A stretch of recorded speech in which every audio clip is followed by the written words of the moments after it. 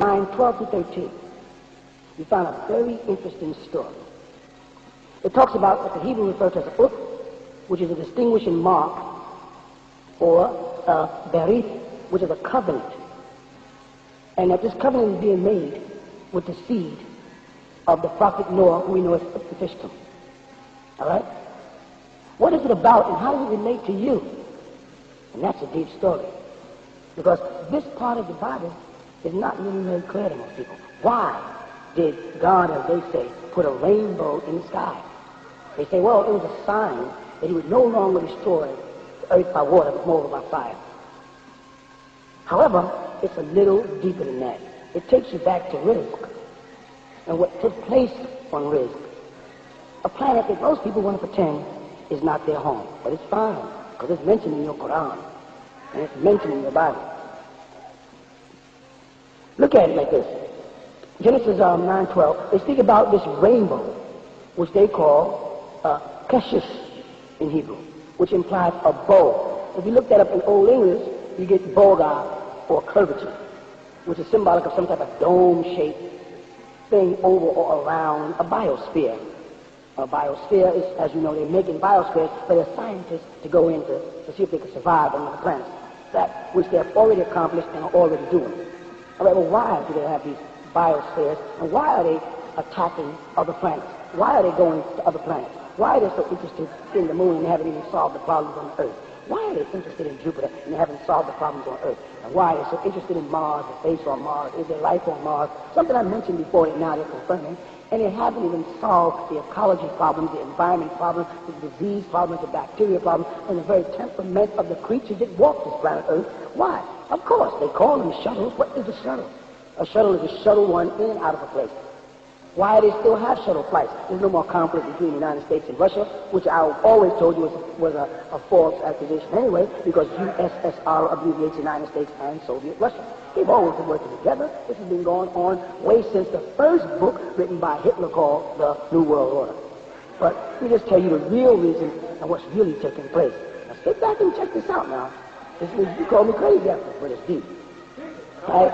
You look at that curvature of that dome or that biosphere, a planet to survive, if the, let's say, the elements from outside that planet's atmosphere can be dangerous to them, like gamma rays and ultraviolet rays, they need some type of shield to protect them.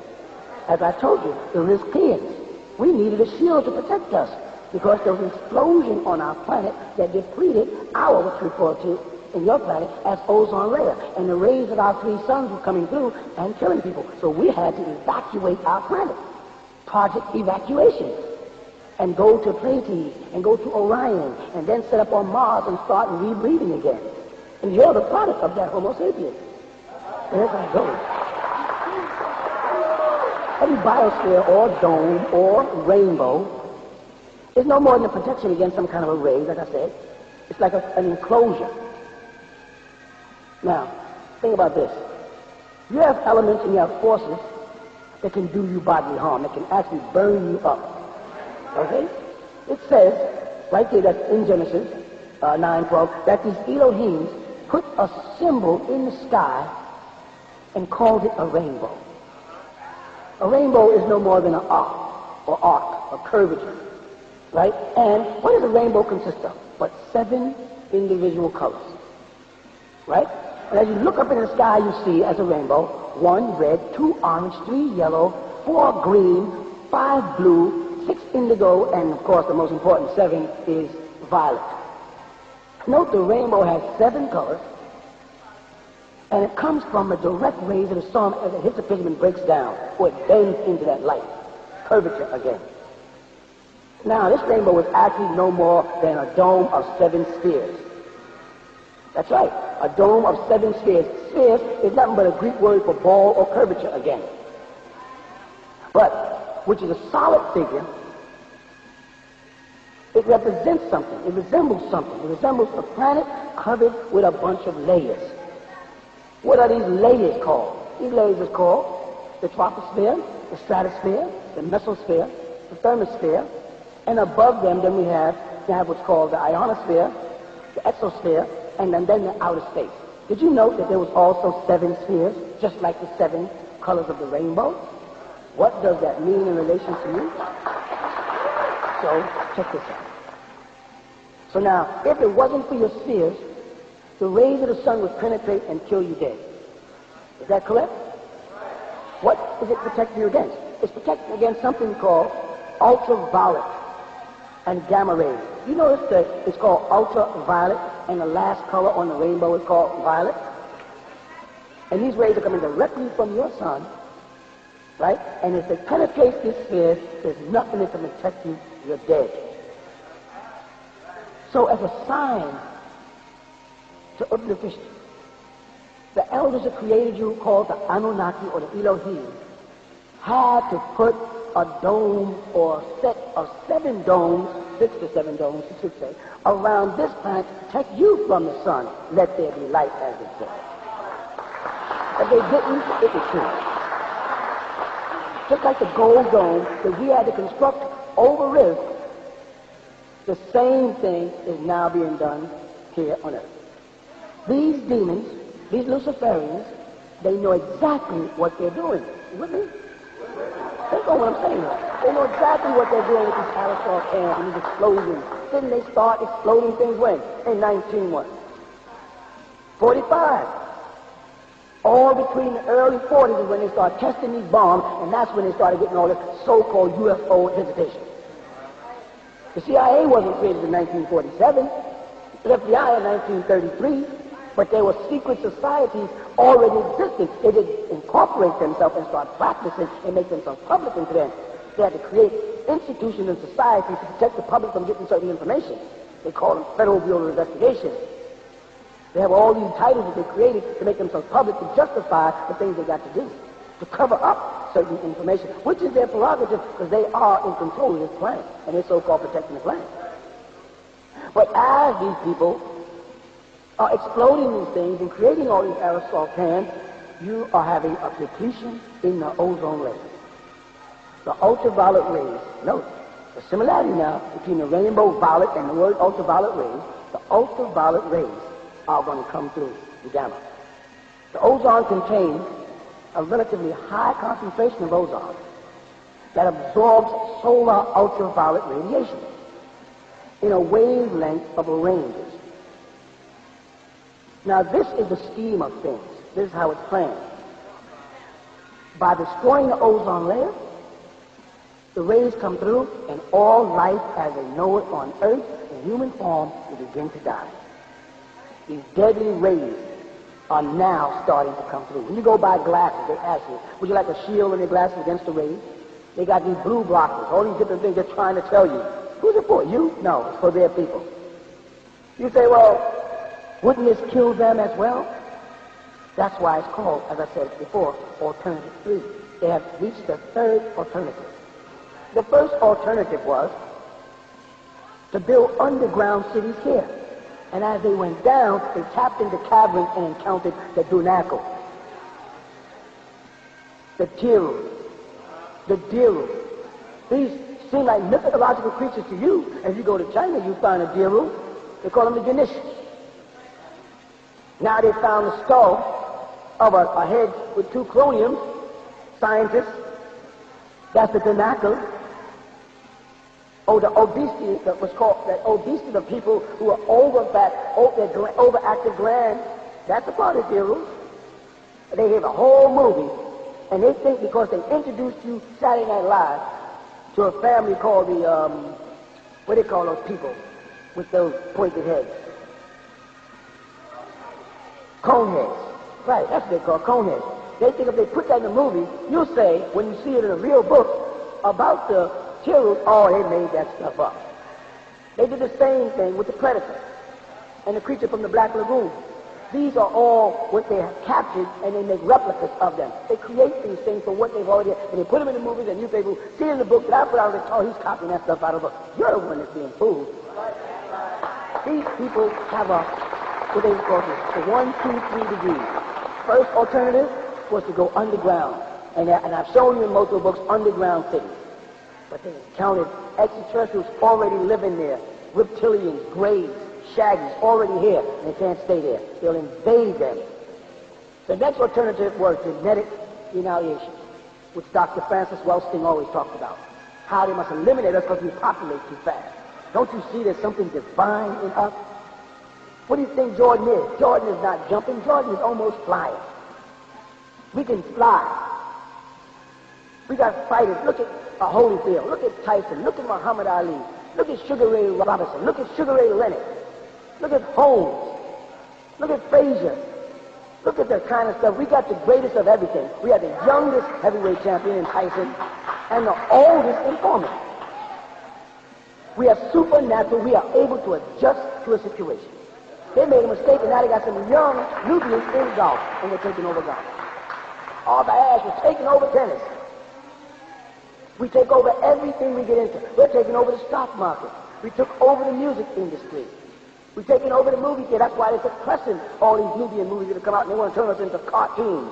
Everything is funny. Everything is a joke with us, because the Nubian producers, like the Hudlin brothers, are getting too deep for them. They want to stop. They see anything we put our hands on as God, we master it. Is it not written in your law? It said, ye are God. Ain't that what the scripture said? I didn't say that. Jesus said, you want to kill me because I said you are God. And he was quoting John from the book of Psalms, where it declares you are God. A walking and talking, a breathing, a eating, a sleeping God. When I say that I am God in flesh, I don't mean me exclusively. When I say I am the Lamb, I don't mean the only Lamb. All of you are lambs, and you're being sent out against wolves. All of you are children of the Elohim. Jesus said, as many as believe on my name, to them I give the power to become the sons of God. And when he said God, he said, Eli, Eli, lama sabachthani. According to them, this is what he said. He copied that out of the Psalm, the 22nd Psalm. Eli, what is Eli? What Allah, or Eli, or Elo, of one of the Elohim. That's you. You are those gods in flesh. It's time for you to stop thinking you're a man, because man is number 1 degree above a beast, an animal. Crime on crime is because you have wasted time. Gangs coming together, that's a tribal thing. That's our nature, that we work together. But now they turn it against us. They bred those gangs. They put those movies, colors, and the kids, the neighborhoods, and the hood boys in the hood. They did all that. They know they're doing that. Keep us divided. Meanwhile, they're about their devilish men. Now, alternative 2 was genocide. If it wasn't through drugs or heroin, then they came up with methadone, and then there's crack, and they keep us drugged, or they keep us drinking all kind of alcohol, wasted on cheap wine, or they keep us burning our brains out in discotheques and clubs and loud, pumped up. Why do you think I went in there? Why do you think Dr. York was created? Why I was called Dr. York while living in New York? I went into the music business because Muslims and Hebrews and everybody who's religious gets so self-righteous, no one wants to go out there and get the people. I had to take off my sackcloth, my holy garb, nightly and weekly, so I can go into clubs. Or you can say, Dr. York, the disco singer. Dr. York, the so-and-so and so, while you're listening to my music. I went in. If I wanted to become a big star, I could have done it. Millions of people like my music. I didn't do it because I wasn't what I was in there for. I was in there to reach the kids. And I did, because many thousands of my followers met me through being Dr. York. And I touched their hearts and changed their lives. There was no drugs and passion. There wasn't no alcohol, drinking, and passion. And we had Passion Fan Club. They came and they had wholesome, clean fun. We had picnics and parties, and we pumped into them the right knowledge, the doctor. We did something for their lives. You can't say that's what you do. Didn't Jesus say he went up amongst the people? And didn't his disciples get mad because he went amongst prostitutes, he went amongst the drunkards, he went amongst... That was my job. That's why it was called passion. We are men of like passion. Look that up in the Bible. That's the kind of things I did. And that's the kind of things I do. And that's the kind of things you'll have to do.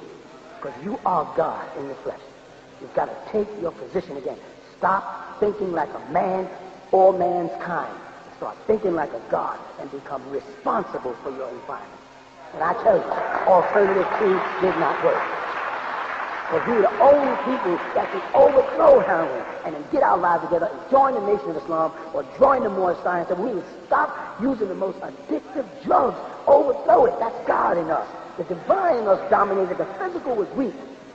Like Jesus said, my flesh is weak, but what? My spirit is divine. But his flesh was weak. They had our flesh. They had us under drugs. They had us listening to music all night, gang fighting, beating each other up, finger waving out here. They had us. But the divine in us, when a genetic explosion took place at the opening of the seal, bang! God come out. You hear me? Are you with me? Y'all follow me? It's real. What's happening here? Look at the little babies being born. Them large big heads, them bright eyes. Those are God incarnated. It is now our time. Our cycle, the sun cycle. The moon is going out. We're moving into the sun cycle. Yeah. Oh, they're a new age group. What do you mean by new age? Is there such thing as old age except weakness and the next step to death? You're admitting that this is a new age because you're admitting that the age you lived in was old. And it reached old age and it died. So now it's time for birth and rebirth is new age. It's the new cycle, sun cycle. Our time. Now, what was the last alternative? Alternative 3. Alternative 3 was I couldn't go beneath the earth. That's one. I couldn't eliminate these gods. They keep on multiplying like roaches. Right? So alternative 3 is let's get them out of here. Let's get out of here. And that's why their whole conversation, they're bankrupt, spending billions and billions of dollars trying to get out of here. But meanwhile, they got to figure out a way to take your guns, suppress you, to get you have you under so much. What is the word? It's called crisis. The word Christ. Crisis, Krishna, Christ, crisis, chaos, to keep you so confused. There's always something in the media to keep you so preoccupied with what's going on in the world that you can't think, that your divinity is suppressed. They got us all fighting against each other. The Nation of Islam don't like the HPM, and the HPM don't like the 5%, the 5% don't like the Moorish science. It's a game, it's a plot to divide and conquer. We accept everybody in our tent as they are. You can come and sit amongst us with the stars of the Moorish scientists, or with the bow tie and the star crest of the Nation of Islam, or with the 7 and the star of the 5%. We don't care. You come as long as you stay right with that. We all sit together and be what we are as a family. Because the 12 tribes of Israel, they all came together, right? They sat down. They all had different doctrine. The Levites had a different doctrine than the Danites. And they didn't even give the Danites the 13th tribe a place. But we have a place for all that Egyptology. All of us come together and start from one place. We have our own language, baby. As you heard in the beginning of the church, that's your language. It's here, sent down to us. Nobody else. So now when alternative 2 did not work, they started trying to get out of here. And they're succeeding. They already have a mind team on other planets. Or they're just making it known to you now. But I told you they were going to do that. 1996, they're going to reveal UFOs to you. What's happening?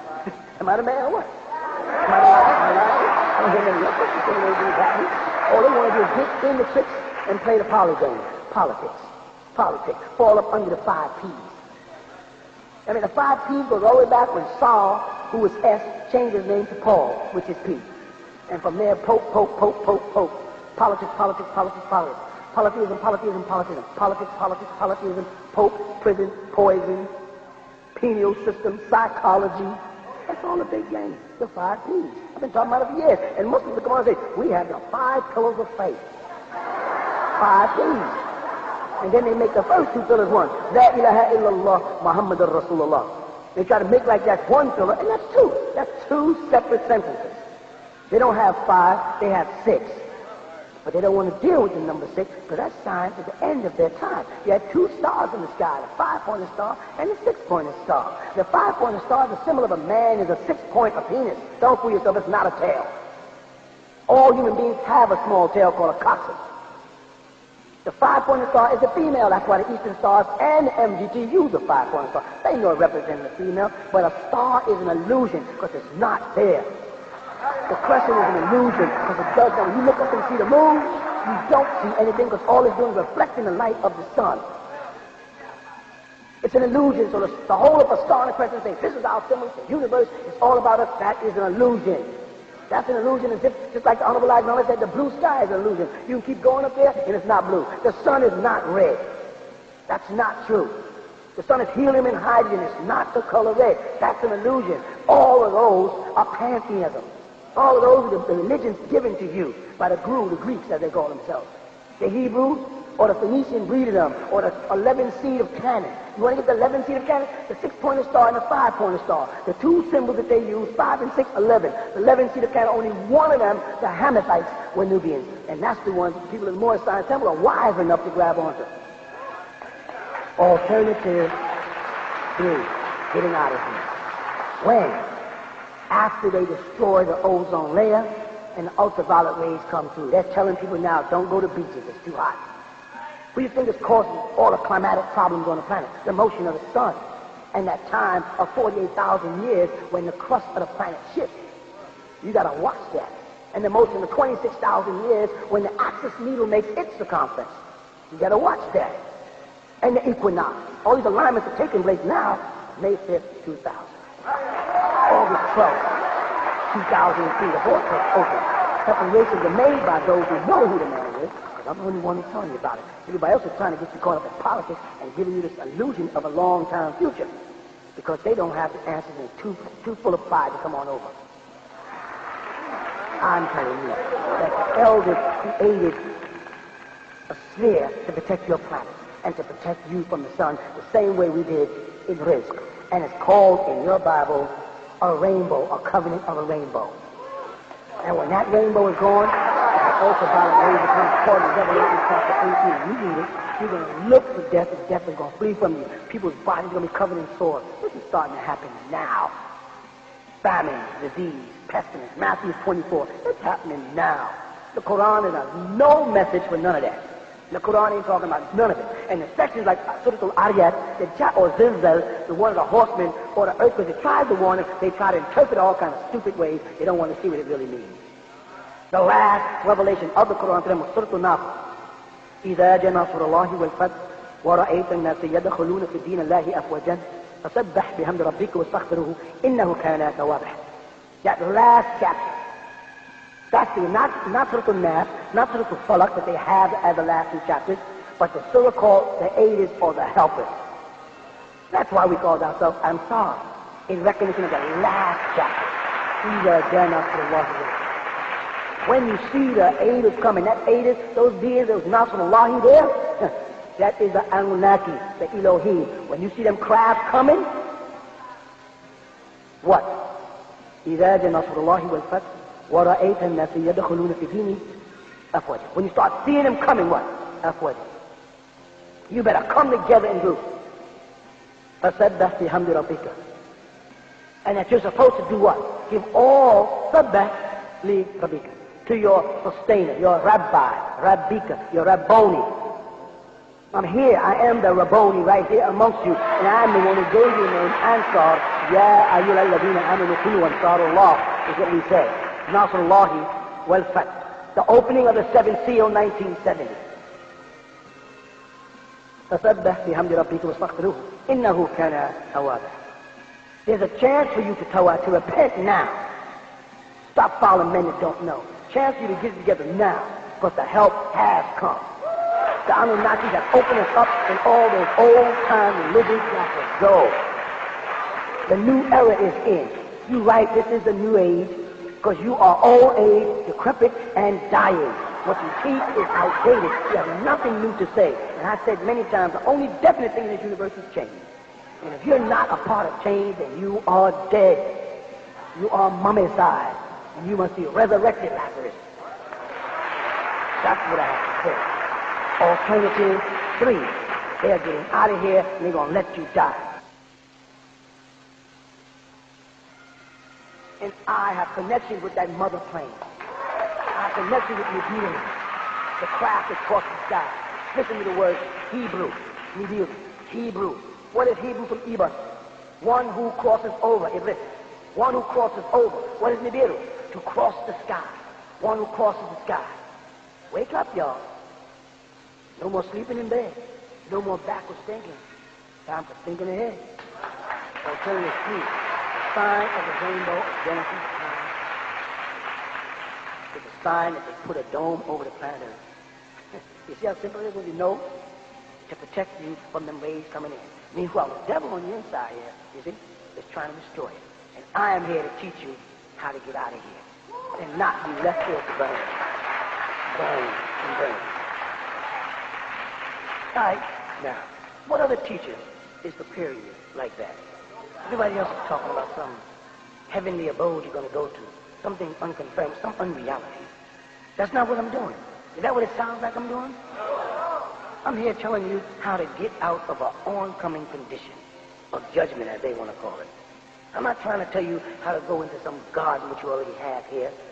Jannah. I'm not trying to tell you how to go into some paradise with rivers and streams and lakes and little black-eyed maidens or angels walking around feeding with green and gold robes and velvet counters as the Islamic world, Islamism teaches. That's not what I'm here to do. I'm not here to give you no fake dreams. I'm here to bring you in contact with reality. I teach things that no one else teaches. I try to take y'all to another level of thinking, don't I? For all the years that I've been teaching you, I stand before you and I constantly say, over and over again, don't believe me. Go check it out. I try not to throw out myths. I try not to throw out a few statistics. And all that they did, the best that they could do against me was one cult book, and that didn't work. And they've been milking it and milking it and milking it. Dr. York, Dwight York, he's the passion man, he's the singer, he's this, and it just didn't work. Give it up. You cannot fight the forces of Nuwapo, the power of the universe. It's an alignment. They're not ready for us, and we are here. They say you keep changing, you keep changing, you keep changing. And I keep saying, anything that does not change is dead. Anybody that tries to hold you down to some old 2,000-year-old religion or 1,400-year-old religion or even a 44-year-old religion is dead. They want you to go lay down and die. No, we are alive. We are people of the sun, and the sun of righteousness is here, and it's coming through. And they are going to be the ones that's going to suffer as they try to keep that ozone layer. And we have to prepare for their coming. And that's why I would teach y'all about the science of altars. Let me introduce something new to you. Something else there. When you go back to Exodus, and they speak about it around Exodus 40, I think it's the 40th chapter, 6th verse. And they start talking about the burning of altars. Remember every place that what they refer to as Nebi Ibrahim or Abraham, every place Abraham, which is his real name, went, they always told him to make an altar so we could find you. And then we would appear to you, literally make ourselves seen to you in human form, these angelic beings, or Anunnaki, or Jabarians, or Gabor, or the Kachina of the Native Americans, or the Nepturu of the Egyptians. These are the same beings that's been coming from stars. These are your descendants, or your ancestors. That's what descendants that they descended from. In order for them to find Abraham way out in the middle of nowhere, how did they do it? I'll tell you how. They made him light an altar, a burned offering. It acted like a flare. Otherwise, they couldn't see him. They had to come from Kisil. It was coming from the Orion stars. Kima, from Pleiades. They came from Ish, Arcturus. And they were coming in there. These are star constellations you can find right now in any astrological chart. Have you researched it? Have you found out these things are true? Or does it sound like something I'm just telling you that the mother plane was there and you can't confirm it? And I tell you to point at some star that anybody can see in the sky, and any astrological chart you can log what that star is, and I'm pretend. That's not what I do. I tell you things and you go find them. They just faxed me this week in the internet the skull of a Danacle that the scientists found. An actual skull with a bone in the side of 2 men. And I said it sounds crazy. When I showed the picture of him inside the holy tablets, they thought I was a nut. But the scientists are behind me. They know I am an incarnation of divine illumination, an avatar of some sort. They know who I am now. They know I am him. Dr. Salam got the Nobel Peace Prize from reading my books, recently died. A matter of a couple of weeks ago. Why? Because I'm here. And truth will make false things perish. Listen. These burning altars. Listen, let's just take a glance at what we see. We find that way out in the wilderness where Abraham or Moshe or Musa or Moses or Thutmose, whatever you want to call him, when he had his congregation, there was no city lights. They had no flares. All they could do is light torches. And if these beings were trying to find them, notice in Exodus how they talk about them. At night they appeared as light, and in the daytime they appeared as pillars of smoke. This is the same thing the Native Americans would do when they wanted to signal each other. They had what was referred to as smoke signal. And they would burn carcasses of the bison, and they would see the smoke going up, and that's how, because burned carcasses gives a very thick smoke, and that's how other Native Americans would find them, and have ways of sending up signals to identify them. Well, right now, if a plane is trying to land in Kennedy Airport or Atlanta Airport, if they don't set up them lights, they won't find their way in. If I'm stranded out somewhere in the wilderness, you with me? And you want to find me, I got to shoot up a flare, and your plane will go by and see the flare, and then they can trace me, latitude and longitude, and there I am. Well, back then, when the elders were coming in their crafts, the makraba, when they were bringing these shams in, what they would do is they would tell everybody how. How they tell them? They told them to build a tremendous radio, Arun. It's called an Ark of the Covenant, a big receiver so they can talk to them, and they told them what to do. And so they was ordered to build this Ark of the Covenant. The elders would incarnate and communicate through that Ark and tell them, this is what you do. Now, Abraham was before the Ark of the Covenant, right? But they would tell Abraham, this is what you do. You go and build an altar of stone and there burn something, and in the night skies, they'll be flying through, they'll see the thing, and they'll know that's the camp of Abraham, and they come in. That's what burnt offerings are for. It wasn't because our Heavenly Father, Allah, Elohim, Adonai, Yahweh, Yahweh, Hashem, Alum, any name we want to call him, because he likes the smell of dead bodies, because he wants us to take little innocent animals and put them on altars and chop them up. No, leaves would not burn as fast. And they were in desert areas. There wasn't forests and trees, so they couldn't build a lot of timber. So they would tell them to take the flock, take from their flock and burn them, because when you burn that carcass, you get a thick black smoke. And it was easy for them to find them by day. And then, when they wanted to find them by night, they would find them because they'd see the fire.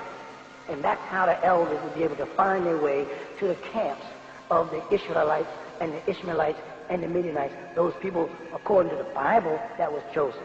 According to the Bible believers, that was chosen. And according to the Quranic believers, that was chosen. And even Rasulullah Muhammad, as they called him, alayhi salatu wasalam, 1400 years ago, picked up that same Jewish tradition and has them burning altars. And Muslims are doing the same thing, which they copied from the Jewish tradition, burning carcasses and altars. When you start asking about these things, they don't know. You know the name they use for sacrifice? To cut, the word to cut something. That's all they know. And when someone says, where did this come from? They don't know. When you ask them about their salah, worship, you say, why do you bow? Why ruku? Why sujood? Why prostration? They don't know. They don't know that the actual prayer is on the walls in Egypt. Every position that the Muslim takes is on the walls in Egypt. It went back. I have this in our form of salut, called prayer. That's how we will perform our gratitude, not worship. You can call it warship all you feel like. We're not interested in the warship of the Meldikians. We're interested in the peace ship of the Nubians, or Aristians from Nubia. That's the day and time. Now what happened is, when I would teach all these weird type of teachings, guess what would happen? You're right. Everybody was mad at me. That guy's crazy. He's this, he's that. All kind of names. Why me? Why am I so disliked? Why do all the Nubians hate me? Let me tell you why all the Nubian leaders hate me, but they can tolerate each other and their silliness, their lies and inconsistencies. But me, who have not been able to prove wrong about anything, they spend their whole time in my personal life. Him this, he did this, he was this, he was that, he wasn't born here. Well, who cares? I'm bringing right knowledge, truth. They can't handle that. You know why? Because I am agreeable and they are disagreeable by nature. I am alike and they are the unalike by nature. And they come toward me just to badger. They can't win. When I used to visit State Street a long time ago, the Ansar Allah community, or the Nubian Islamic Hebrews, or the pure Sufis, whatever you want to, whatever name we use to get where we're going. And don't lie, niggas, and pretend that y'all didn't change the name of your mosque, or you didn't change the name of your community. Don't lie. You niggas is lying. Talking about, we say they changed their name, he changed his name. All you niggas had different names, and then y'all started changing them to Arabic names. And the first name you took when you probably took your Shahada was one thing, and as you learned a little more about Islam, you changed it. So stop fronting, nigga, because everybody can see right through it. And then most of the niggas who was talking about me and badmouth me them fell out of Islam and they're back on the streets using drugs or working for the man that they was calling the devil. The same people, but me, all the way from 1970 to now, I'm still doing what I'm doing. Where are all the leaders? Where are all of the imams that have so much to say about the Ansar Allah community? Them niggas in hiding. Bilal Phillips never addressed the fact that I said, I bet you can't go marry one of them Saudi Arabian daughters. They'll write that book for you against me, a brother against a brother, but I bet you can't go marry one of them Arab girls. Go find out how much of their brother you are. Niggas, stop trying to be other people. We were something created. They were all made. We are of the original. Those niggas are fake. They took our way of life, Islam, and desecrated it, and turned it into Sunni junk, and turned it into Ahmadiyya junk. And now they can't even get along. Not only do they concentrate on us, they also concentrate on each other. They hate the Baha'i, they hate the Ahmadiyya, they hate the Nation of Islam, they hate the Wahhabi, they hate the Maliki. They got a school for everything. Now they hate the Sufi. Those people just want to hate. Why? They are demons. They burnt the Quran, they destroyed the original Torah, they made up the Injil, they created a Paul, they created a Musallima, and they are a bunch of demons. And we need to break away from them to break the spell. We need to come among ourselves and do our own thing. And that's what happened back here in 1970. I was attending State Street since 1957. 1957, fool, and it's on record. Stop creating crap that I just joined State Street in 1965 or 1969. 1957, it's on record in State Street. You don't believe me? Go check it out. If you don't want to know the truth, you just need that to support yourself so you can make money off the population. Well, go ahead and do your devilishment. That's going to come around to you too. But no, when I used to attend State Street years ago, you asked the answer. We had our own place out in Coney Island, our own congregation. And you know what? I say, let's walk. They say, walk?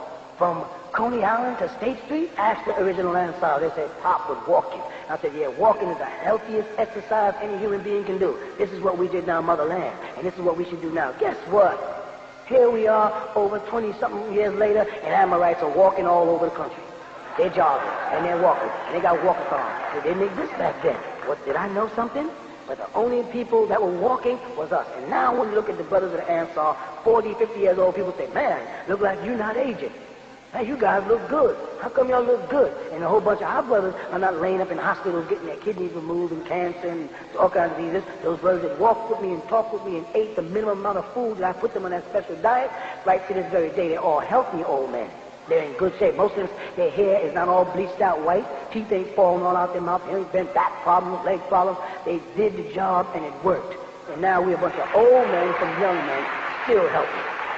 Now what they're doing is rebuild the nation and learning to do for self, like the Honorable Elijah Muhammad taught us to do. Combine that with what Sheikh Dawood taught us, which he says, sell to everybody and buy from your own, and we're on the way to doing our own thing until the crafts come, because we got to light that altar so they'll see, and you'll see them progress one day, like what a beacon for them to find their way here, and the rituals of the ancients that we'll be doing right here, for them to know it's us and hear the call. You don't have to be a part of it.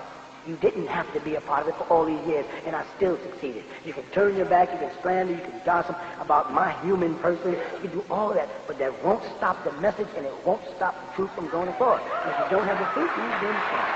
That's right. Ansars walked. We pedaled. They called us the beggars. Those brothers out there begging, why don't y'all go get a job? Now they're out there begging. They're still in the same little storefront mob. They're still selling the same little trinkets and junk. They're still kissing up the Arabs who don't really have no respect for them. They still can't speak fluent Arabic. They still haven't translated their own Quran after all these years. They don't have nothing. No school, no banks, no education, no transportation. They have absolutely nothing. And we have it all. With the help of the Most High, they can take 10 steps toward us. Well, we took one step and he took 10 to us. They need to take some type of step to do something instead of wasting their time. The money they spend on that stupid little cult book, they're going to open a school for some of their kids. But they'll never see that. They're not supposed to see it because it's not their day and time. So you go back and ask the original Ansar. Yes, we used to walk and walk and walk and beg and be on the trains in our white. And we were doing more for the propagation of Islam than any of you phonies. And then the Pakistanians and the Egyptians and them came and just took over your whole lives and turned y'all into their pets. Y'all can't fool us. You're mad at me because I don't want to acknowledge a man named Farad because he don't look like me, because he doesn't have my hair textured, because he don't have nothing that pertains to me. He's not African. He gonna tell me that Africans are all savages and I'm an African? He gonna try to play me down and tell me I'm an Asiatic. I'm not no Asiatic. In the sense of what they call an Asiatic. You want to say I'm Asiatic in the sense that Asiatic black man by Noah, I could understand that the Mislamites were the sons of Noah's sons and they migrated over into Egypt. I'll take that part of Asia, but don't try to tell me I'm no Asiatic black man because I'm not even a black man. You want your black man, you go to India, you find an Asiatic black man. And he's blacker than the black man in Africa. And he got bone straight hair, 6 ether. That is the Hindu. That is the one they're talking about. That's the one the devil's at war with. That has nothing to do with you. You're a god. That war is taking place between men and men. The original black man is a black-skinned, straight-haired man. If you really believe in the teaching of Honorable Elijah, that's what he told you. They had straight hair before it became nappy. We were here. We were older than what you're calling the sun, moon, and stars.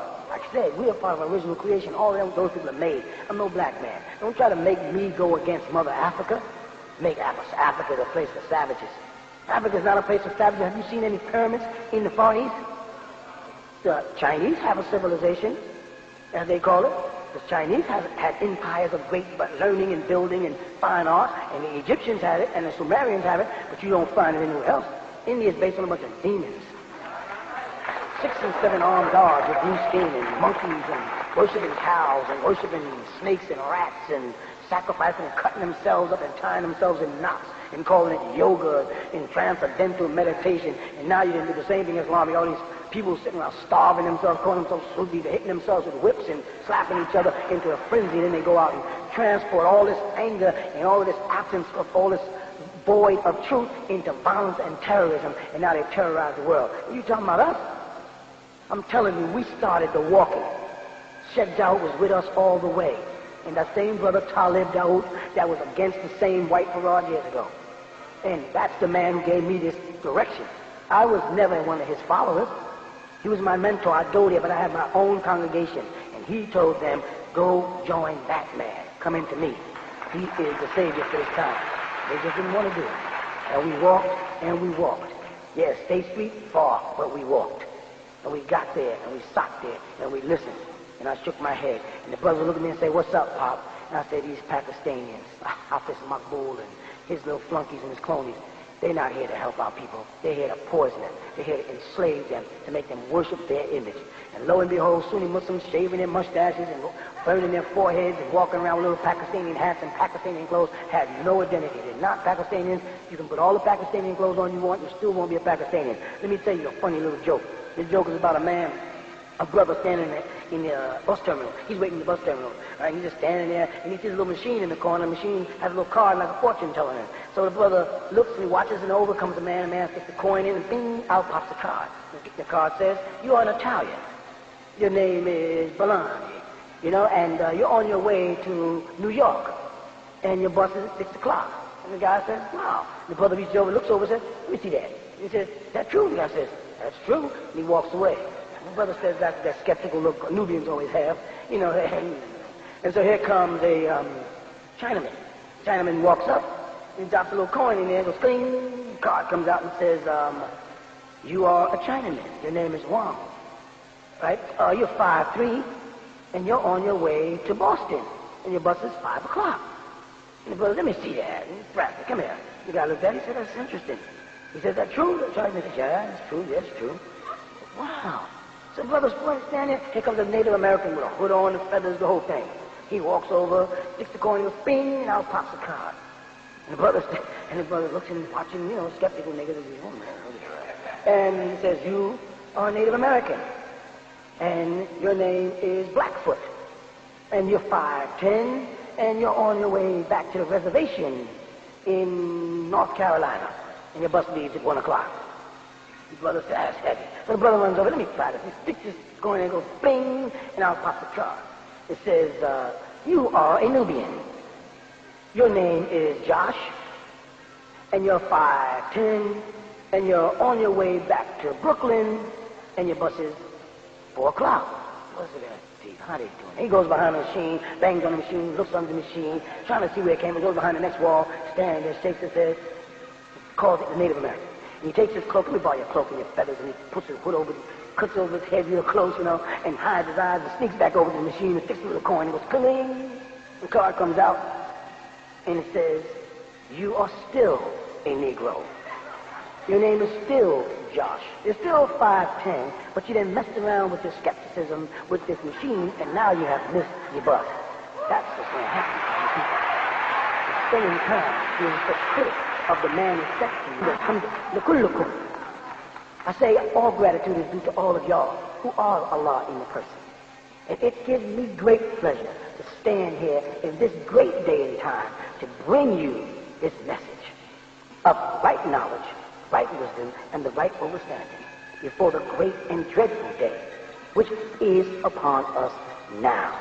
So I'll do my best to reach out and answer as many questions as I can, because the hourglass is almost empty. And you got to take a listen to this, because this is your own language. Let me recite something to you. أبدر كل سلوتات وفاكر إبامل القلوب. سلوتات شيل النصورات. يا علي واحد العليون الذي إذا رب شيل العالمات. نابامل نقبلوع الوجيب أنت عالمات. لي نصف الوسق بامل بي الغروب وهذه قريوم. يا ربي ندريع أنت لي صون يدك فوقنا لي يد الخيط هاتشيل الفاروق شيل حينا ربنا وعظنا فهم الخطب من فضلك عهدك باركات وغفرت عهدنا أنت أفهم الفقد واحد ديك يقول باعتنا هج تعبعات شيل النابويات وفي اسمك نا حمل على. Begin all prayers and thinking by using the all. These are the salutations of the ages. O Heavenly One, Most High Sustainer, who is the sustainer of all the boundless worlds, we do accept the duty you have lain upon us to clean up the filth made by the non-submitting fools. O my Sustainer, we beseech you to keep your hands over us to control the strings of the courses of our lives. O Sustainer, and if we do wrong, please shower thy divine blessings and forgiveness on us. You are the only one that can raise us true followers of the news bearers. And in thy name, we carry on. That was not Arabic he was listening to, and that was not Nubic he was listening to, or Hebrew he was listening to. That was Nuwapic, your own language. Just recite it. Learn it. Eventually, we'll be chanting. And that was what we used to call the anthem of the Ansars. It was in the back of every book. Everything is being translated for you into your own language. Learn it and speak it and be proud of it. All right, now. Any questions? Yes, with no disrespect intended, Dr. Malachi Z York, I would like to ask you a question. Can you please explain these two Master Farad Muhammads, one being an Arab and one being a Caucasian, and his apology from 1990 from the Ansar Law community? And what's with Minister Khalid and his comments? Please, I just want you to explain it. That's a very, very interesting subject. I hate to touch on it because there's been so much controversialness about it, especially in cases of me. It's all right when everybody else talks about the Honorable Elijah Muhammad, or everybody else talks about Master Farad Muhammad. I mean, when Siraj Wahhaj, who was known as Jeffrey X, broke off and spent lecture after lecture and traveled around the Arab world talking about the Nation of Islam, and Ms. Louis Farrakhan, nothing was done to him. I mean, nothing was said about him. I mean, the brother Bilal Phillips, before he even started talking about or writing a book about me, was spending a lot of time talking about the Nation of Islam and trying to tear them down and writing books about them. Nothing was said about him. The Nation of the 5% for the dogs of earth now, a brother from inside there called Clarence Thurston X breaks away from them. You listen to this? He breaks away, takes over the position of God, calls himself Allah, Puddin, organize a whole little group of young Puerto Ricans up in the Bronx, start a whole new thing called the 5%, taking out the lessons of Honorable Elijah Muhammad, and I mean, his followers are running around right now on the internet, and they're brothers, and they're relating together, they're relating and building together. But me, it's a personal thing always with me. I'll tell you why. It goes back a long way. I intimidate people because I deal with facts. That bothers people. But you people want facts, don't you? What else is there but the facts and truth? I may not be right, but I do what I got to teach the truth, don't I? What else am I here for? But all these other people, they want to presuppose the truth and play games, gather lots of people that look good, put on costumes that look good. But what about what they have to say about your soul and the plans of the devil and what he planned to do with you? They ain't talking about that. Are they? Constantly they repeat to you, white man did this, white man did that. We got more black devils than there are white devils circulating in our midst right now. I mean black devils. I mean, I don't even know spook you sat beside behind the door. I mean, brothers with afros infiltrating organizations and working with you, smiling in your face, praying with you, and they are the devil. I'm not just talking about infiltrators working on FBI and OCI. I'm not talking about that. I'm talking about the nigga who walks around causing problems. He don't know nothing. All he's trying to figure out a way to make some money off some people. He ain't out to sacrifice his life. I call myself a lamb. Why? Because I, for years, was hated. I went up against everybody. I didn't always speak out. I was just one of the brothers there teaching and trying to raise a Nubian nation. But then they made a major mistake of touching on my personal life. And that's when I started coming out. And now that I've come out, I'm hated by everybody. It's not going to stop me. That's why you call yourself a lamb, because you know you're a sacrificial man. You take that chance. I'm not going out there and talk about this. All the life when I said, don't mess around talking about this government and what you're going to do. You ain't going to do nothing to America. Stop dreaming. You ain't got nothing you can do to the powers that be. But you can do something for yourself, and that's what he did. Said, do something for yourself. So that's a very touchy subject. And I can get more detail into it. I'm saying, if you really want me to, y'all want to hear more about the Quran story?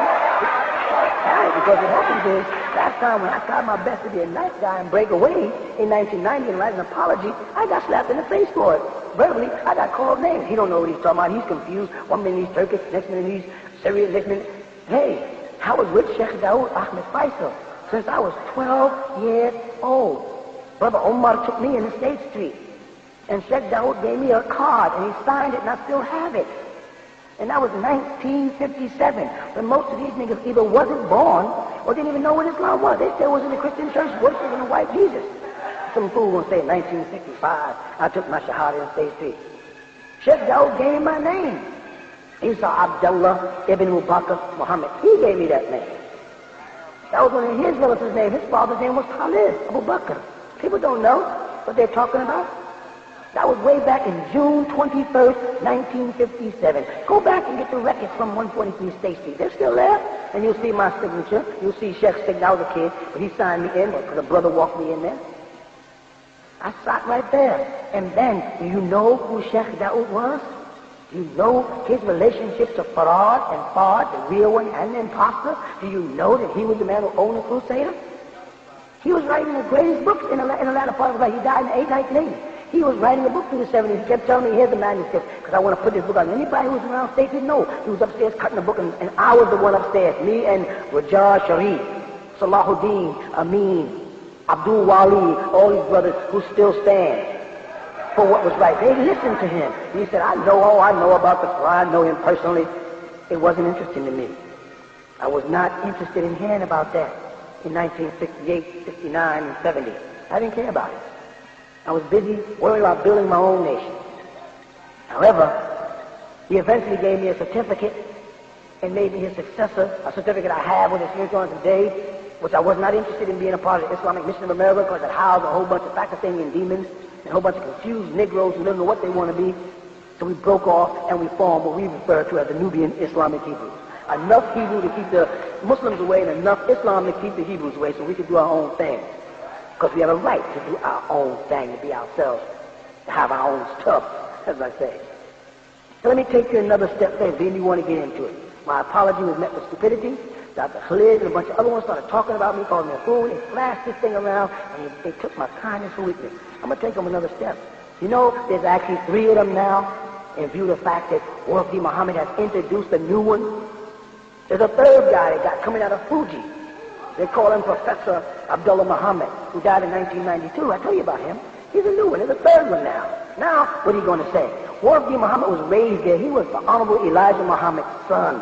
And his son, Wali, who runs the radio station, and Warfi Muhammad's best friend, who's called John Ramadan. These people got their own mission out there, and they're putting information out about a new Quran who just died in California in 1992. You don't know nothing about that. You don't want to hear the truth. You want to live a lie. Remind me, like I said before, the old story of the Last Temptation movie where Paul comes across the real Messiah and don't want to accept what he had to say. And I got my own Messiah. Paul went out and started a whole new religion. It wasn't called Christianity because the Nicene Council and them didn't meet in the 5th century, and Antioch didn't take place until 300 years after Jesus was gone. It was still called Nazarenes. Let me take you to another level on this if you really want to go. You know there was a guy, this is the real one by the way, and his name was Fawad Abdul Ali Muhammad. They spell that F-U-A-D. You got that? All right. Now check this. That's the name he was given at birth. Later on, he had to take on a new name. His name was Abdul Wali Farad Muhammad Ali. This is because he was involved in a whole bunch of illegal things. His birth date was 1891. That's right, 1891. Where was this man born? He was born in Palestine. What was his original nationality? He was Turkish by nationality. What was his religion? His religion was Islam. He was affiliated with the Moorish Science Temple, Pan-Arabism, the Ahmadiyya, and the Ikhwani Muslimin, the Muslim Brotherhood, and any other type of revolutionary group. He was basically anti-America. He was against America giving Israel the right to exist. His mother was Russian. Her name was Salima Hassan or Hussan. And her religion was Islam.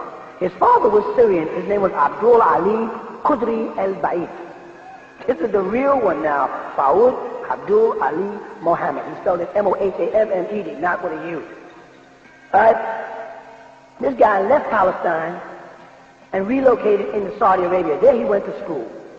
He studied there. He studied in Medina in Saudi Arabia. He didn't pop up in the United States until he came up in New Jersey and started bothering the Moorish Science Temple, called the Canaanite Temple at the time, and that was in 1914. He was 23. He got arrested in 1929 for anti-American involvement. The King Saud family of Saudi Arabia, which Fahd was one of his sons. Don't mix Fahd and Fard, which is F-A-H-D, Fahd, who still lives today, who's running Saudi Arabia here in 1996, right? They funded this original one to come here. After funding his education in Medina, Saudi Arabia, the Islamic University. This man was very intelligent. He spoke 16 different languages, they say. I don't know how true it was. I wasn't there. Sheikh Daoud said he spoke fluent Arabic, French, Hebrew, and quite a few other languages.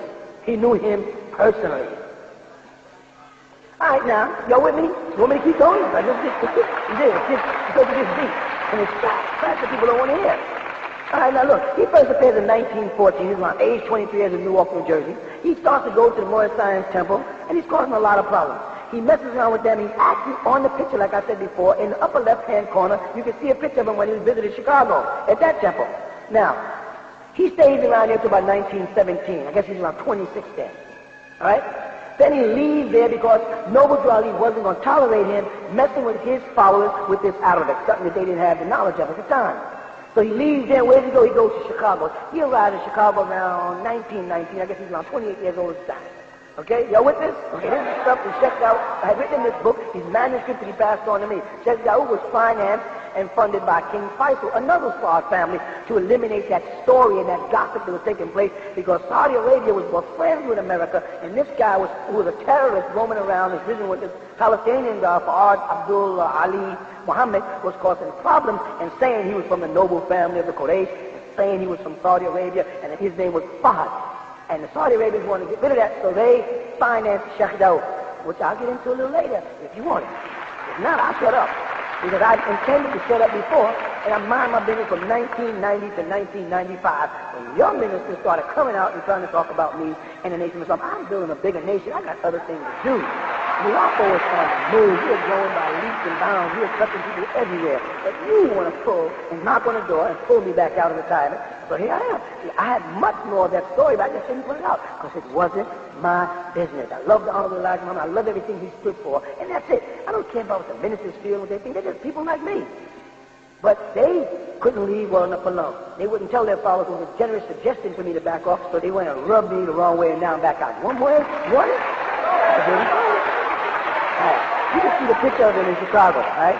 He visited the Noble Drew Ali Temple. They have a picture of a celebration there, and it appears that he's in the upper left-hand corner. I think the date was October the 15th, 16th, 17th, 18th, 19th, and 20th, that's right, of 1928, right? And this was the real man calling himself a prophet. Let me establish something right now. Back then in the 30s, to call yourself a prophet was a very common thing. We had Father Divine, a prophet, Noble Drew Ali, a prophet. We had Earlene Gould White, the Seventh-day Adventist. She called herself a prophet. Charles Russell of Rutherford, Joseph named Ford, called himself a prophet. Edgar Casey called himself a prophet. Back in those days, being called a prophet was a very common thing. And in the Shriners' lodges, they reach a certain degree where they're called a prophet. It had nothing to do with the Islamic concept of prophet. Even Dr. Martin Luther King was referred to as a prophet. Noble Drew Ali was called Prophet Noble Drew Ali. It had nothing to do with Nebi and India, Nebihin and Nabawa and all of those things that mean so much today that Muslims are in this country from all over the place, pretending they hate the country, but living all luxury and going to Disney World and stopping up America. And now they get down to meticulous things like, what does the word Nebi mean? What did Elijah Muhammad mean? That he was a messenger. Was it a Risala? Or was it a Rasul, a messenger? You know, Elijah Muhammad is whatever he wants to be to us, because he came to us. He's our stuff. And we can take him and accept him for what we want to be. We don't care what you Arabs think about your desert concept. All right, let me get back on this point. Now, you know that this guy eventually caused himself so much trouble jumping from group to group, getting involved with all these different people, and he was still living in 1921. He was still living in Chicago around age 30. But he caused so much trouble with the American government that they imprisoned him in San Quentin. And eventually he was murdered in 1929 AD. Same year, Claude, Noble Drew Ali, and a lot of others were murdered. They were eliminating people. Project Aura, they called it. Getting rid of all these problems. Now this man here was so involved and so intense and influenced so many people, but they wanted the plot to go on. They wanted to control the minds of these people. So now he becomes Abdul Wali Farad Muhammad Ali. He joins in with the Ahmadiyya and Ikhwani Muslimin, or the Muslim Brotherhood, up until about 1920, as I said before. And he starts to visit all the different groups around Chicago. You with it? You with me? I don't think they know all this stuff. I think they just think they know. He's playing two ends from the middle. His main objective is to stir confusion in America. Right? They call him Professor Fahd, mispronouncing his name, which is Fahd, which is a Turkish version of the word Fahd, not to be mistaken again, like I said, with Fajr, for early morning prayer, or Fahd, or obligatory as opposed to Sunnah, not to be mistaken, which was mistaken because the impostor didn't speak Arabic, and he passed on to the Honorable Elijah Muhammad a lack of Arabic, and the Nation of Islam didn't study Arabic, so they got the names all confused up and got all the characters all confused, and that worked to the benefit of the government at the time they was trying to move everybody. So now he becomes known as Professor Ford, and you can find the name Professor Ford right inside the books of Noble Drew Ali. He makes reference to him there. And Noble Drew Ali, in case you didn't know, existed before the Nation of Islam.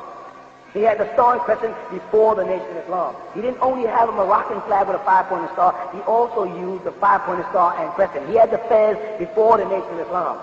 He used the word sun, moon, and star, and freedom, justice, and equality, and all these things before the Nation of Islam even existed. All right. Now, the Muslim Brotherhood of Egypt. Now, they were founded by a guy named Hassan al-Banna, who was really from the Wahhabi sect, influenced by the Saudi Arabians. All right? This Muslim Brotherhood is the same ones today. They call them the Ikhwan. Now they're the same ones responsible for them sheikhs blowing up those buildings. They are the Rabatat, they're the Darul Iftar. They are the spread of all of this terrorism worldwide. This is a plot by these demons. All right? This Sheikh Hassan al-Banna founded his branch of the group in Egypt as the Wahhabi sect in 1745. This plot goes back a long way. He proclaimed himself as the reformer, a form of Mahdi, a form of Messiah to Islam in Egypt. At the time, gradually, them titles drifted away, and he just became the great Imam or the great Sheikh. But originally, he considered himself a Mahdi. And he had his own interpretation of Islam and the Quran, a very fanatical interpretation, which breeds these demons who feel it's all right to go around and terrorize the world. Right? You understand? This is deep. It came from Egypt over here, from Palestine over here, from Turkey over here, from Morocco over here. A bunch of Caucasians who had invaded the real religion, Islam, when it was in its first day in purity, and had poisoned it. Now it's in the hands of a bunch of demons, and then they gave it back to the Nubians as if it was theirs. And they accepted it. All right? At least when we was Ansar Allah, we identify with the Sudan, with people who were good, that were Nubian like ourselves. We wasn't going around running up on the Pakistanians, running up on the Pale Egyptians, and running up on the Turkish, and running up on the Syrians, and running up on the Saudi Arabians. That wasn't our way. And that's another reason why I wasn't liked, and I was always called a racist, because I was running a race for my race. I cared about me. I cared about my kind. And that made me the troublemaker. And believe it or not, I got more flack from Nubian brothers in America than I did from any Arabs. All right, so 2 years after he joined the Muslim Brotherhood, and also involved himself with the Ahmadiyya, which was on 1921, around age 30, this same guy, Fawad Abdul Ali Muhammad, this is the real one I'm talking about, right? And he started causing all kind of problems in American government, right? He joined this anti-American group known as Pan-Arabism, I think they call it, Pan-Arabism. They're a Palestinian group, which is a Hezbollah and all those guys. They're a revolutionary movement, typical of their time, right? They were very angry. It was about the fact that the United States was approving the plan for Zionists and was giving them their own state in the United Nations. So they planned to sneak in here and disrupt this country's system. And also, it linked into the Nazis, because the Nazis were the only ones who would finance them, because the Arabs didn't have no money. So there is Arab, Turkish, Syrian, Nazi involvement here. Okay, let's go on now. One of their main bases of establishing stuff is in Ann Arbor, Michigan. You can go look it up. They start setting up Islamic universities there. All of these are part of the plot. Now, because of Fard Abdul Ali Muhammad's involvement with all of these groups, he managed to get himself arrested several times between 1926 and 1929. Upon his final and fatal arrest, which was in 1929, he went to San Quentin, as I said before, the penitentiary in California, where he was put to death. They eliminated him. Later, they came up with a plot to replace him with what I refer to as the imposter. Again, this was the first one who was eliminated. The real one, named, who now they call Master Farad Muhammad. Now let's walk on that. Let's work and see where that goes. The second one, the imposter, he arrived in Los Angeles, California in the year 1914 AD. Wallace Dodge Ford was his real name. All right, W.D. Fard. They also call him the Prophet. Some people call him. All right, now check this out now. I'm going to be running on for a while, so you got to be with me. I'm going to give you a whole history right here. Which later he just became known as Fard. So he became, his real name is Wallace Dodge Ford, a typical British name. Then later on he becomes W.D. Fard. Notice, he's not W.F. Muhammad like 1 to 36, but W.D. sneaks in there. Why all these name changes? Why all these shifts? Because people are changing. And y'all talk about my name changing? I'm the same person. All right, now, he gets into Chicago from where he coming from? Portland, Oregon. That's the police record state him as. They have him registered as that being his place of birth. All right? He was of American birth, an American citizen, and he was born in the year 1891 AD. Although they list him as 1877. Just look at the picture on the wall behind the Honorable Elijah Muhammad and calculate the date from 1877 to 1930, 1931, all the way to 1930, and see if that man is that age. Wallace Dodge Ford was born 1891 AD, and he, with the help of the FBI, assumed the name of the original, or the personality and birth certificate of the original one who they eliminated. They needed him to infiltrate the organization. Amongst those who didn't know him, he was born in Portland, Oregon. Nationality, white American. Color eyes, brown. Color hair, brown. What was his blood type even? He had type A. They call that an anti-B antibody. Right? That is the blood of a Caucasian, not that of a Nubian. What was his religion? By birth, he was a Mormon by birth. Affiliation, Nazism, FBI, and a double agent. Now this is the Caucasian one, the one that's being circulated as the real one. What was his mother's name? Minnie Z. Ford. Where was she from? She was a British living in Polynesia. What was her maiden name? Dejean. What was his father's name? Alfonso Dodge Ford. What was he? A merchant seaman of British birth. Did I do my homework? What is Wallace Dodge Ford? He himself married, had a wife named Hazel Burke. They had a son. His name was Wallace Max Ford. He was born September 10th, 1930 AD in Los Angeles, California. These are things Sheikh Daoud got on record. He brought out the Crusader and all the investigation papers, the police records, the files, the blood sites. He did this stuff. He was giving it to me, and I didn't want it. I was not interested in it, but it was given to me anyway. I don't want to be the one that makes all this stuff clear. It's not my business. But they made it my business. I said in 1990, I'd give up. Let me go about my business. But no. They got to wake up the sleeping lion and start the name calling. So now you want the rest of the information? I'm going to give you what I was given. You have a right not to believe in my, what I refer to as mentor, Sheikh Daoud, and I have a right not to believe in your interpretation. But mine is backed up with facts, and yours is not producing any facts. Because you can't tell us where your Fard went, when he was born, where he was born, his mother and father. All you got is a bunch of mythology. I get you with dates, facts, blood type, and even have his fingerprint on record.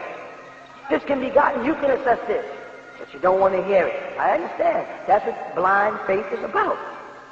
All right? So now, once he relocated, he left Portland, Oregon around 1914 at age 23, and he started to reside in California. He started getting arrested there. He was a troublemaker. By 1918 to 1926, he had 3 different arrests from age 27 to 38. Sentenced eventually to life and made a deal with the government.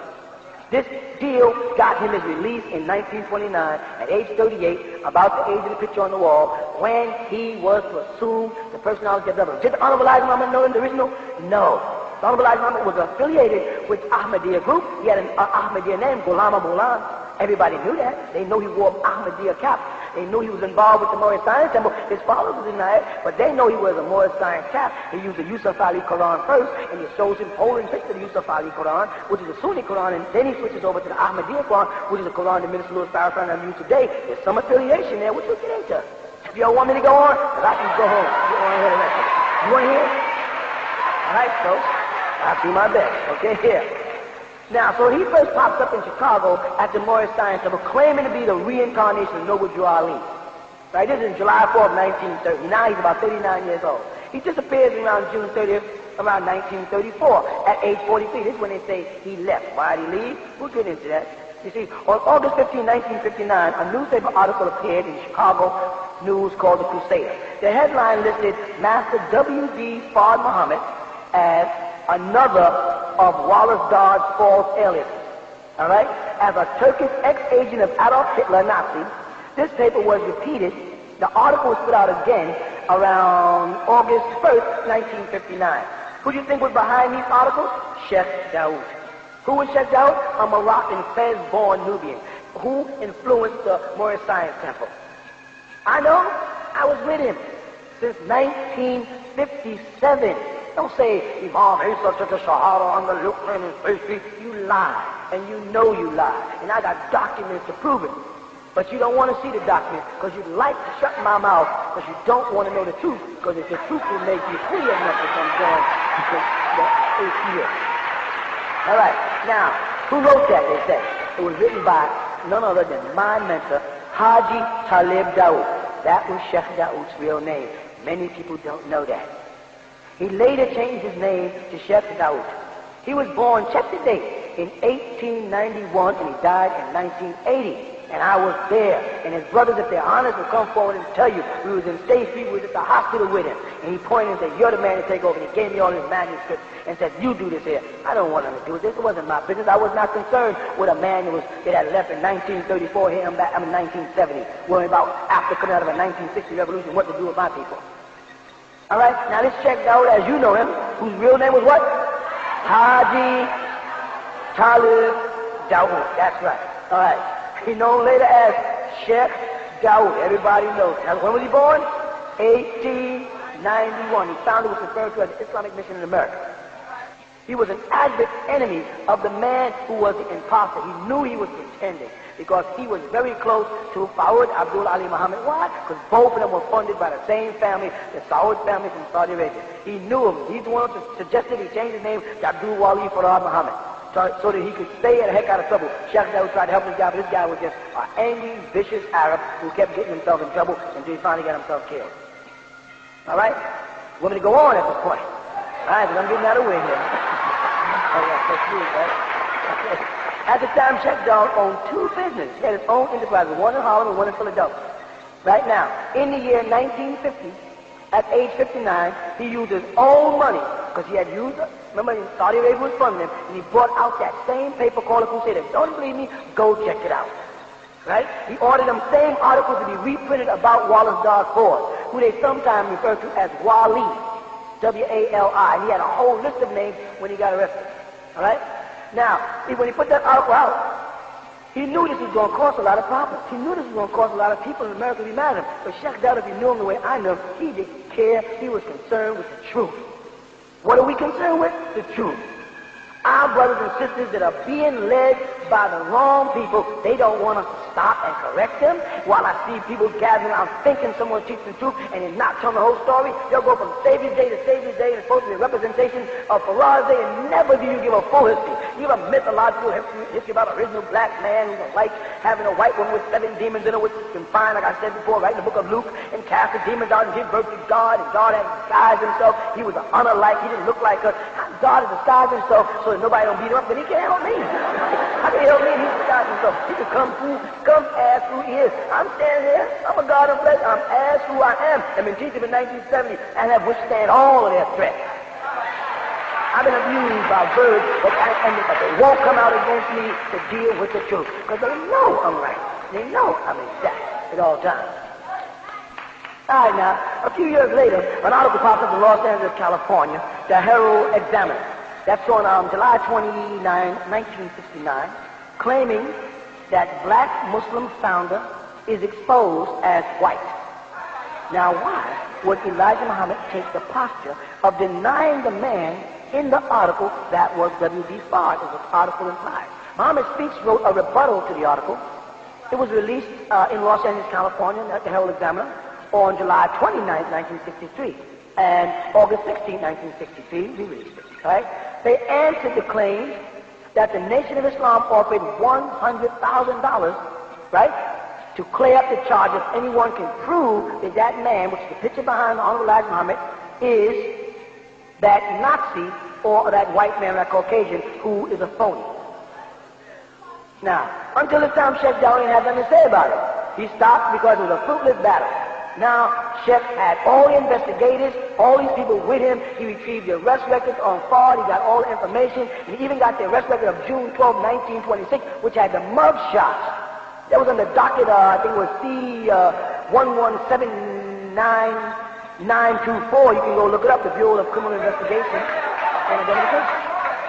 After doing an overlay, which is called morphing today, a technique that's used for computers enhancement, and overlaying each picture, I did it myself. I said, whoa, wait a minute. All of these faces are the same people. When you start laying faces over faces and the lips and the eyes line up, something is wrong. These are all the same man. Then I begin to wonder, why is the Nation of Islam denying the man that was supposed to be their savior? Because they did not know that he was the imposter. They thought that he was the real one. They were fooled, and it can happen to anybody. But you got to be able to face it and go on. Again, the plan was examining all threats that included Marcus Garvey, Dus Ali, Daddy Graves, Father Divine, Charles Rutherford, Tazi Russell, even Joseph Smith of the Mormons. They were getting rid of him, and Ilan Gula, what do you call those people, the Seven-Day Adventists, and Noble Gurley, Claude Green, and of course they got rid of the main man, Fawad Abdul Ali Muhammad. He was eliminated.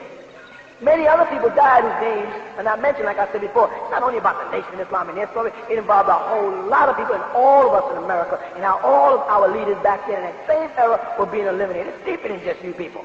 Who was behind it? A group of beings or men referred to as Black Angels. You can find the book, Black Angels, written by, I think, Stalin Hug. It's a true story of what really took place and who really controlled Islam, but he had to print it as a fiction because they wouldn't let him print it as a fact. Who are these Black Angels? You really want to know? They're also called the Guardians of the Four Winds. Let me see what's going on here. It's a major plot. All right, I'm going to do my best now. You ready? The names were, you'll find it at page 65. Isaac Payne, Jacob Robb, who's also known as Yaqub Rab, Joseph Malcolm, who's also known as Yusuf Malik, and Michael Solomon, who's also known as Mikhail Suleiman. This was those four that was recruited to control the Nation of Islam. Since Fard's departure in 1930, these men had devoted themselves to sacredly guiding the Nation of Islam in a direction that they thought would best suit the leader, Elijah Muhammad. And Elijah Muhammad was unaware of this secret movement moving behind him. Nation of Islam literature frequently mentions 24 scientists or imams, even call them angels. Sometimes he speaks of 7 angels walking around, the most fierce, has a foot in the land and one in the sea. Right? And these men had the ability to control the history of the world. In advance, they would say. And it was hoped that the guardian angels would be the fulfillment of these 24 scientists. They gave the impression that they controlled things. It was agreed that the Nation of Islam were to become the most dominant, influential black group in America. See, they were clean cut, bow ties, clean shaven. It was non-intimidating. That was long before they started putting on FOI uniforms and the women started wearing those garbs. They were just, another Nubian group. So they were not really intimidating in appearance by far. And so you look at some of the brothers today, they're clean shaven. They look more American than people that consider themselves anti-American. The first thing they had to do is they had to take control. It became imperative for them to control the Nation of Islam so they can control the direction of which it went. And that way they can control all of it after having eliminated all of the leaders that was a problem to the government. Right? This brings us into a whole nother time. So now you see we had two Farads. We had the original, the Palestinian, Turkish involved with Nazis, and then we had the imposter placed in there to cause the problem. They succeeded in eliminating all the black leaders, and they chose a man that they said was not very educated, and made him the leader. And all the people that opposed Honorable Elijah Muhammad coming in for leadership, who was called Kareem at the time, they got them out the way. All right, the movement is going on, it's starting to grow, things are starting to look good. However, Elijah Muhammad finds out that the man is not the real one. How do you tell all these people? All these thousands of followers, all this money, banks, planes, I mean, all time he just went fine. It wasn't, that man who came to me was not the real Farad. Not real. It couldn't be done that way. He had to come with another whole scheme. The scheme was to take the son, World D. Muhammad, and put him in charge, because he would pull all of these people, because Uncle man had a good heart. He wanted to pull all these people into mainstream Islam, and that would be it, before he died. They got him off his dying bed to make the theology of time, right along the early parts of the 70s. From up to 72, 73. He was going out then to teach them and weave it back in. But they had another plan. He had a friend he used to communicate with from Pakistan, who was from Ahmadiyya. He referred to him as Professor Muhammad Abdullah. He was born in the province of Punjab. This is the same one who died on June 18, 1992 in Hayward, California. All right? This man was communicating with Honorable Elijah Muhammad since 1947. He finally came to the United States in 1959. All right? The plot was to make this man Fard, to make people think that he was Fard, and they can convince him he was Fard. He would go to the podium, and he would tell people, and he was all together, they would be able to pull everybody over. World D. Muhammad was in on it because he was already Sunniized because he was educated amongst the Arabs of Egypt. So he was very easy, it was a part of the plot. He was the man to be the one.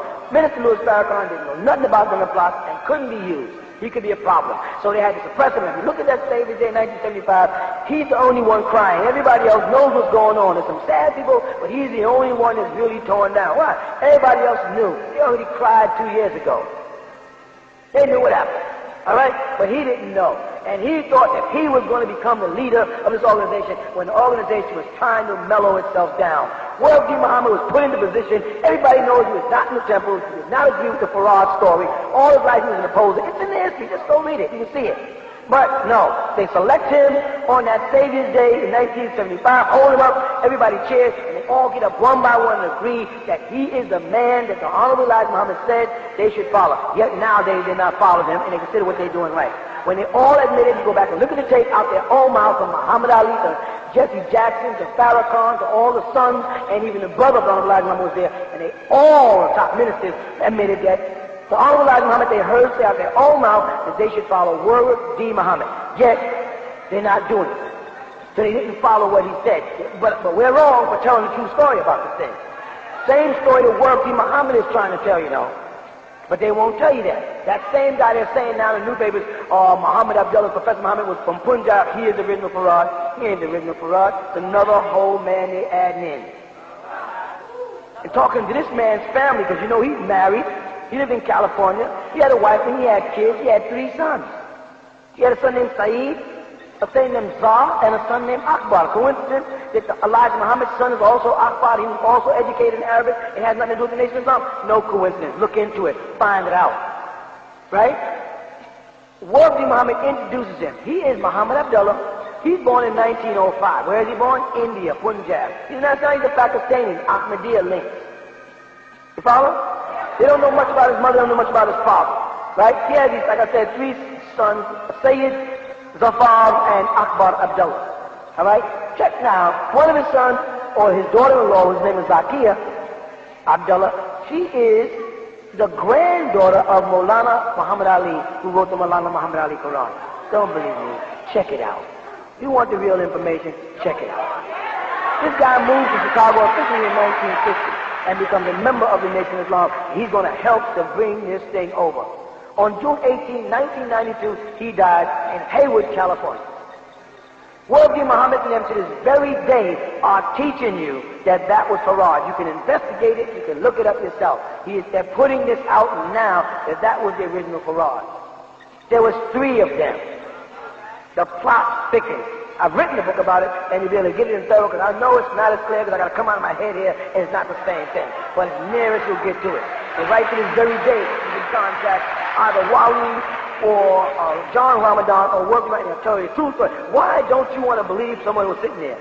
Why don't you want to follow the man that Honorable Elijah Muhammad told you all to follow them? Why? If he told you to follow him, all your ministers admit it, right there in public and everybody, why are y'all not doing it? And then you follow Farrakhan, who's taking you nowhere. He's taking you into a political arena, something Elijah Muhammad said don't go into. He tell you he saw Elijah Muhammad after he had died, something Elijah Muhammad said can't come true.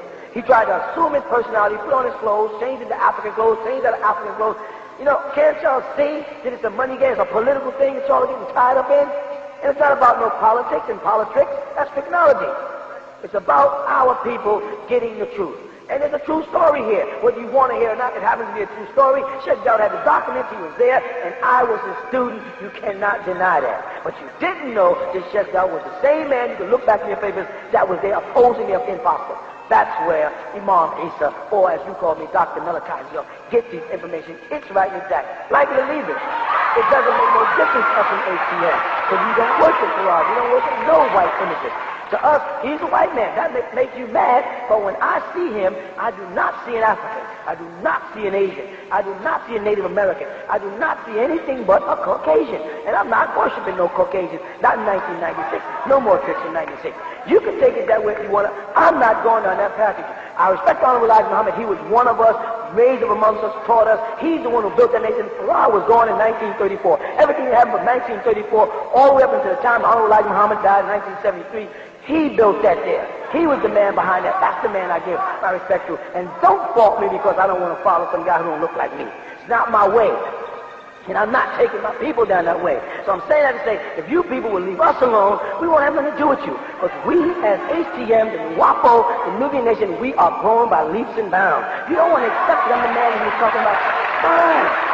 Step back. But hey, me alone, I can be about my stuff and get my job done for my people. We want our own stuff. We have our own language, our own culture, our own dances, our own food. Leave us alone. We'll leave you alone. But tell your ministers, I said, let's let it rest, because this is deeper than they know. Much deeper. Let me move on to something else now.